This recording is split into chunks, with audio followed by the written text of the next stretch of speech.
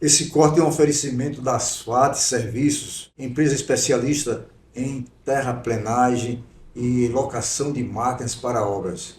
Asfalt Serviços, a solução para o seu projeto. Então ele na realidade, ele foi quem te deu essa força assim de você sair sonhar novamente. De sonhar novamente, sair das ruas e sair do crack. Sair do crack. Quando quando eu entrei no escritório dele, que eu vi os discos dele, quando eu vi as fotos que ele cantando para a multidão, eu senti, por incrível que pareça, eu ganhei vários concursos de música aqui em Recife, e um deles era com a Rádio Jornal, que fazia concurso de cantores de bairro, né? E eu ganhei muitos concursos aqui em Recife. E quando eu vi o Marcos Antônio ali, eu disse, cara, esse cara aí me inspira. E desde pequeno meu pai já ouvia ele. E quando eu vi ali naquele momento, foi a oportunidade que eu tive para alcançar o que eu queria, que era sair primeiro do vício do crack. E voltar a ser quem eu era, né? E voltar a sonhar novamente, e mudar a vida, e ter família. Hoje eu tenho 2 filhos maravilhosos. Tenho o Gabriel e tenho o Samuel. Ele é cantor, ele é um MC, um cara que tem uma história fantástica também. Então, o fato de ter vivido na rua 3 anos me ensinou muita coisa. Aprendi muito. É uma escola que nos ensina a respeitar as pessoas. Com certeza. Às vezes a gente passa por um mendigo, por uma pessoa um morador de rua, né? Isso. E quando pode até ajuda. Mas a gente às vezes esquece que aquela pessoa que está ali tem uma história, talvez já tenha tido uma família, né? Tem um pai, tem uma mãe, talvez tenha tido uma esposa, né? E por algum motivo, em algum momento ele se desviou do caminho e chegou àquela situação, né? A gente nunca para pensar nisso, né? Você agora falando isso me veio isso na cabeça. Você, quando foi morar nas ruas, você já era casado? Eu era casado com a mãe dos meus filhos. Hoje eu tenho outro casamento, né? Mas eu já vivia com a pessoa. E é interessante que quando eu conheci o crack, através de uma pessoa que andava junto comigo, né? Vendia os shows que eu fazia, tocava voz e violão. E meu irmão Abinadab tocava garrom, e meu irmão que faleceu tocava gaita. Era o MPB Brothers. Big Brothers. MPB Brothers. MPB que era Brothers. Irmãos da MPB, né? E ali era um grupo que tinha, era eu e meus 2 irmãos. Esses shows que você fazia, era o quê? Era em palcos já grandes, profissionais, ou era uma coisa mais... Em restaurantes e bares. Restaurantes e bares, né? Até que apareceu um cara na minha vida, e eu fui tocar num evento, e esse rapaz, até hoje, ele tem uma dificuldade de se erguer. Ele é um cara muito estabilizado, um cara muito cabeça. E quando ele me apresentou o crack, ficou eu e ele viciado. Até hoje, ele vive louco lá no Ibura. Você saiu e ele continua até hoje. Ele perdeu família, perdeu tudo. Às vezes eu me encontro com ele, dou uma palavra amiga. Porque é interessante a gente perceber que as pessoas, elas olham para o outro, mas não se colocam muitas vezes no lugar do outro. É verdade. Pô, empatia, né? Eu vejo lá onde eu resido, por onde eu ando, cara, eu abraço os mendigos, eu abraço os drogados, as mulheres, os jovens, ali na Praça do Diário, Cruz Cabugá, no Ibura, onde eu resido, aqui em Afogados, Joana Bezerra, onde eu passo. Hoje, as pessoas, muitas vezes, eu escuto as pessoas, pô, irmão, você é um exemplo. Então, quando a pessoa me fala isso, eu me sinto na responsabilidade de melhorar e não decepcioná-las. Com certeza. De todas as formas. Porque vontade de usar droga eu não tenho, graças a Deus. Até porque eu sei o efeito que ela faz.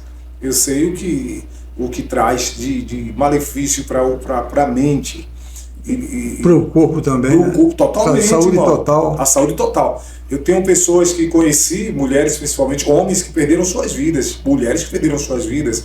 Eu conheci uma menina com 14 anos que tiraram a vida dela por causa do crack lá no Ibura, pedradas e paulada. Outra jovem foi acometida de um câncer no útero que o crack traz, doença psicológica e doenças internas. Orgânicas. Eu tenho um amigo meu que recentemente foi fazer um exame e a médica falou que ou ele parava ou ele iria morrer, porque o pulmão dele já está... Agora, como foi que você conseguiu sair do crack? Quando o Marcos Antônio orou por mim, eu abracei aquilo ali como se fosse a última oportunidade da minha vida. Porque o ser humano ele tem que ter essa decisão. Ele tem que confiar em Deus em primeiro lugar e nele próprio. E amar as pessoas que estão ao redor dele. Porque a partir do momento que eu te amo como pessoa, e tenho vocês como família, o senhor e a sua esposa, para mim são famílias, a gente começa a perceber que não podemos decepcionar essas pessoas. E a melhor forma é você não se decepcionando. Quando a pessoa faz algo que traz para ele malefícios, ele está atingindo não só ele, mas as pessoas que o amam, que o cercam. Então, quando eu parei de usar o crack, as pessoas não acreditavam muito, não acreditaram. Eu cheguei em casa gritando para minha ex-esposa, a mãe dos meus filhos, que na partir daquele dia eu não usava mais droga. Aí ela olhou para mim e não acreditou muito. Mas essa decisão você tomou assim, vou parar e não vou mais pegar essa porcaria? Não quero mais. A partir do momento que eu me agarrei no propósito, na oração que Marcos Antônio Negro Abençoado fez, e eu acreditei naquilo de uma forma que foi instantâneo o momento. Foi daquele momento, eu disse, é agora ou nunca. Porque na verdade eu vejo pessoas que até choram. Eu conheço cara que chora, diz, eu não vou usar mais droga, tal, mas depois 2, 3 dias ele volta a usar. É uma coisa muito forte, né? É uma coisa muito forte. Mas a decisão tem que estar dentro. Eu sempre falo. Você disse, Abimelec, que começou com a maconha, né? Maconha. A maconha é como se fosse a porta de entrada para o álcool, principalmente. O álcool, né? O álcool. Você já bebia quando você começou a fumar maconha? Bebia, mas eu bebia controlado, né? Eu, quando trabalhava nas empresas, eu trabalhei com o Eduardo Campos, o ex-governador aqui, eu apresentava comício, era showmícios na época. Era, me lembro. E o Eduardo Campos me viu falando uma vez num evento aí, e me contratou para ser o apresentador dos comícios dele. E ali eu tomava uma dose de uísque, uma cerveja, e tranquilo. Era uma vida que eu... Começou socialmente, né? Socialmente. Só que vai aumentando a dosagem, né? Inconscientemente, tem pessoas que não. Tem pessoas que se controlam. Mas a tendência, eu acho que vai de pessoa para pessoa, tem pessoas que controlam, tem outras pessoas que não podem tocar no álcool. Que aí vai beber e vai acabar com tudo. Pessoas que não controlam na droga. Não existe pessoas que tenham controle no crack. O crack é devastador, literalmente.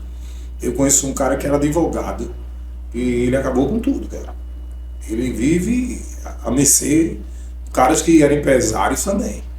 Tem um cara que é amigo nosso que ele está numa penumbra terrível. Quer dizer, o cara perde tudo, termina uma hora, primeiramente perde os negócios, né? Depois confiança. A confiança das pessoas, da família, né? E depois perde a família e depois vai morar nas ruas. Vai morar na rua, porque não é que a sociedade não aceite, não é que a sociedade, é que a pessoa por si só não aceita. A pessoa fica frágil e vulnerável. Então, quando eu decidi sair das drogas, eu sempre fui apaixonado pelo violão.